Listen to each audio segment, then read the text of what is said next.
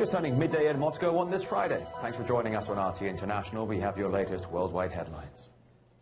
Mystery surrounds the disappearance of an Egypt airplane that's believed to have crashed in the Mediterranean on Thursday.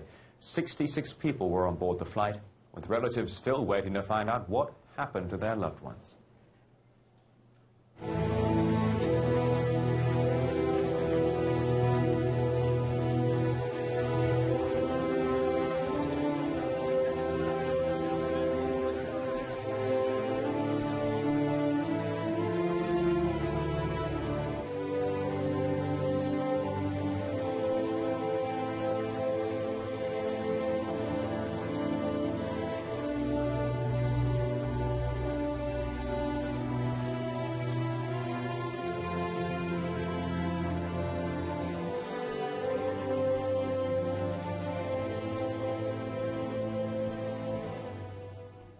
There are reports that the Egyptian army has now found debris from the missing plane to the north of Alexandria. Earlier, several announcements of the supposed discovery of the wreckage were retracted. Our correspondents monitoring the situation, the latest on the missing plane. Earlier, I spoke to Peter Oliver in Cairo and Anastasia Churkina in Paris. That's from where the plane departed. Peter, over to you first. Any new information at this point for the victims' relatives? I'm stood just in front of an Egypt Air office building at Cairo International Airport. This was set up as a centre for relatives and loved ones of those on board the plane to come and get more information. Many of those that came yesterday left angry and frustrated at what they perceived to be a lack of information that was forthcoming about what had happened to this aircraft. Well, the very latest we know on the search is that wreckage that had been found just to the southeast of the Greek island of Crete is not from flight MS-804. It had originally been claimed by both the Greeks and then by the Egyptian side that this had been part of the Egypt airline flight. However, it seems that that is not the case. So that search is ongoing for the wreckage of the plane. It's an international search being carried out by many different nations from the air and by sea as well. What we've heard from the government side here in Egypt is the aviation minister suggesting that from what he's seen, terrorism could well be the most likely cause of this disaster. The crew had no time to make a distress call. Everything happened too fast. If there had been a technical fault, the crew would have time to report it. That's why an act of terrorism is the most likely explanation. There are many possibilities, and we will only know for sure after an inquiry is conducted. It's possible that a bomb explosion damaged the flight control system. But ultimately, over 24 hours since the flight disappeared from radar, we still know nothing more about what caused this plane to disappear with 66 people on board. Over to Anastasia. Now you're in Paris, or the plane's departure point. What kind of reaction are you getting to where you're located now? Well, Rory, certainly this tragedy, this latest incident, is continuing to dominate headlines here in France. And the questions people are asking whether or not terrorism is to be feared and considered. As you can see here, this headline reads, "Crash of Flight Paris to Cairo, the fear of a terrorist act." Obviously, in other newspapers, it's also in the on the front pages, and people are wondering whether or not, considering this is a flight that departed from Paris Charles de Gaulle Airport, whether or not more could have been done to prevent what happened from happening. And certainly lots of scrutiny expected to take place and is already taking place, especially considering France has been in a state of emergency following the most recent terror attacks that took place here. And it has to be said that on social media, people are quite active. People are questioning the whole concept of the state of emergency that France has been in. And another issue is people are tweeting about being afraid to fly now.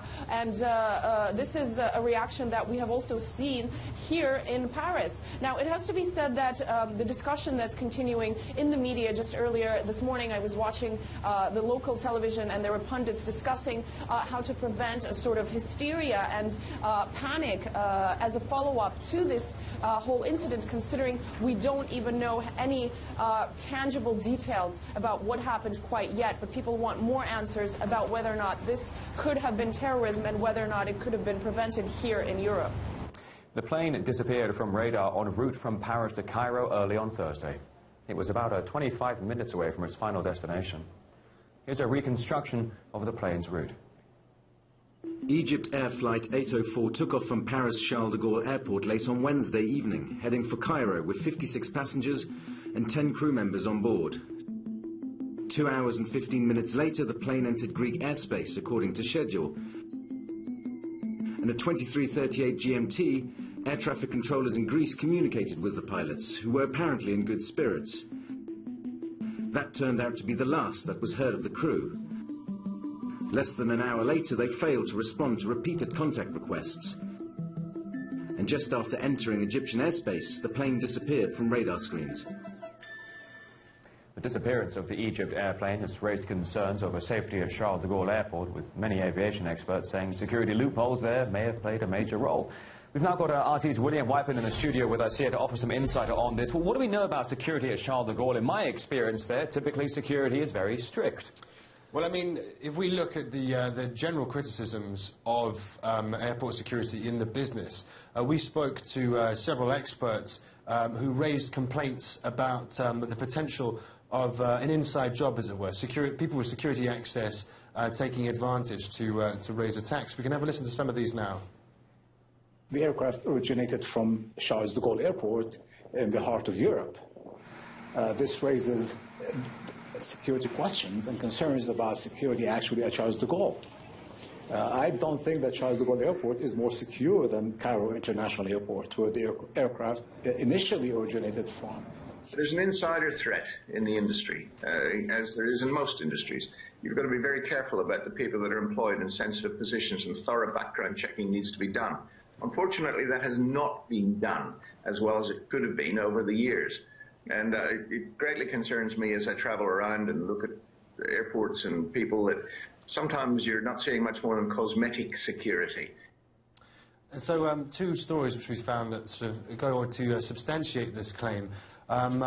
First of all is Charles de Gaulle Airport itself, where some 57 individuals were found to be actually on a government list of having potential links to Islamic extremism. They've been working at the airports, and actually only in last November was their security clearance reviewed. As well as that, we also had an individual who's been working at both airports in Berlin. He was allowed to carry on working at both airports, despite having links to Islamic extremists. Also, as well as this, we have had a number of complaints that people have raised about the potential security risks which they felt were at play when they were using Charles de Gaulle Airport in France. We can have a listen to some of these now.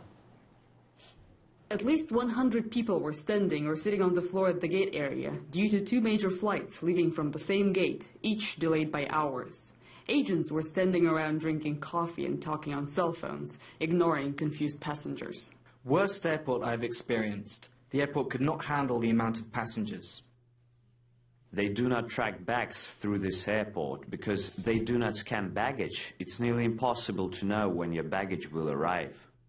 The passport control was hopelessly inadequate for the 400-plus passengers who arrived on Emirates A380. There was one customs officer to process those with EU passports and one for the rest. Now, you'll remember it was last November that a Russian jet was brought down by terrorism in the same Sinai region. People then complained about the lack of proper security at the airport, and now we're seeing complaints over airport security in Paris. Yeah, no, exactly. I mean, this is a common trend that you see happening after a supposed or alleged terror attack takes place. People very often come out and voice their concerns. And so this is something that we've been seeing here, specifically with the feelings of the security not doing enough to counter these potential dangers, and saying that more needs to be done. All right, RT's William Whiteman. Thank you. Thank you. Well, we are closely following all the very latest developments concerning the missing Egypt airplane. Let's give you a quick recap. What we know so far, 56 passengers, 10 crew members on board. It was flying from Paris to Cairo when it fell off the radar in Egyptian airspace. Reports that the Egyptian military has spotted debris from the plane to the north of Alexandria. That's after several announcements of the discovery of the wreckage in the Mediterranean were retracted. Still, the cause of the tragedy unclear, but the Egyptian civil aviation minister has said terrorism is the most likely explanation.